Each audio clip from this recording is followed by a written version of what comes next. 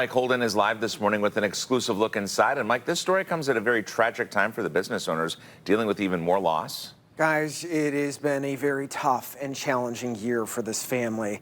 I actually recently interviewed the Yaples. They own and operate the store. Tim Yapel tragically passed away, dying of a massive heart attack right before Easter and right after we shot this story with him. His wife, Carol, told me she is shattered by his passing, coupled with the store destroyed by this accident, but she says she's determined to rebuild in her late husband's memory, and she says she will hold on to this story and these final moments with him forever. For 100 years, it's deep-rooted for sure. Farley's Country Store has operated as an iconic community staple of sorts on the busy corner of Mayfield Road and 44 in Munson Township. They'll be in their 60s, 70s, and 80s, and they'll be going, "Oh, I remember coming here when I was a little girl." For now, though, it sits empty. All of their merchandise wiped off of the shelves, windows boarded up, and temporary plywood blocking the front of it. It's my life. Yeah. It's all I know. The Yaples say they are used to the traffic outside of their business and home.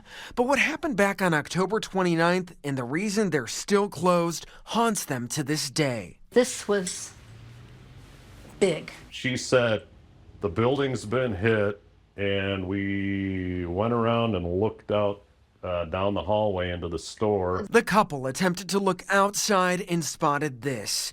Two mangled vehicles with their homemade candles, dolls, and handmade items strewn everywhere. I called 911 and they said, well, an officer's on the scene. And this is all in 20 seconds, right? 20 seconds.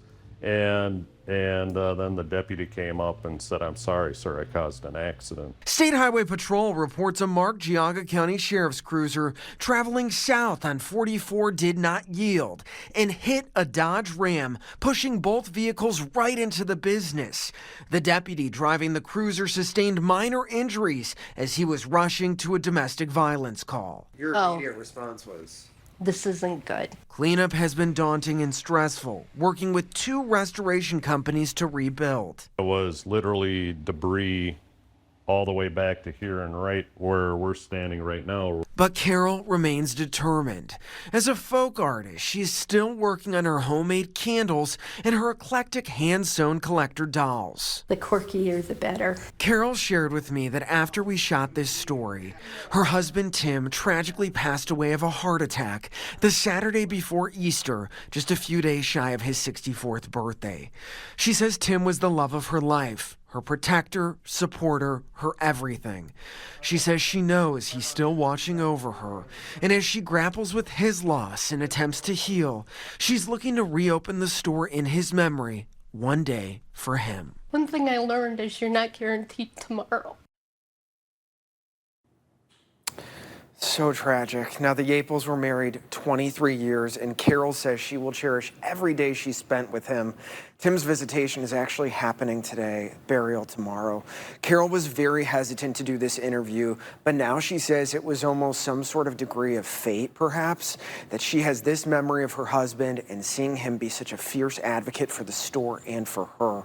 Carol hopes to reopen Farley's this summer thanks to the help of Trident Restoration, and she's also planning to host a huge 100th anniversary celebration at some point. But Tiffany, obviously, with this huge loss, it's very, very tough to even move forward. So we're sending our thoughts and love to her. Our condolences to her. And of course, we understand she's going to be grieving for some time. But is there any word on this investigation? What are police saying about this? Yeah, so Carol said they have not heard anything more, nothing from the Geauga County Sheriff. But they want to make it clear that they love and support law enforcement. I did find out from a spokesperson with the Geauga County Sheriff's Office that the deputy had previously taken a job with Chardon Police right before this incident occurred. He was issued 2 traffic citations, failure to yield as well as failure to wear a seatbelt, and this has since been all settled in court. Wow, what a time for this family. But as we know, this community rallies around, and that's exactly what's going to happen here. Thanks, Mike.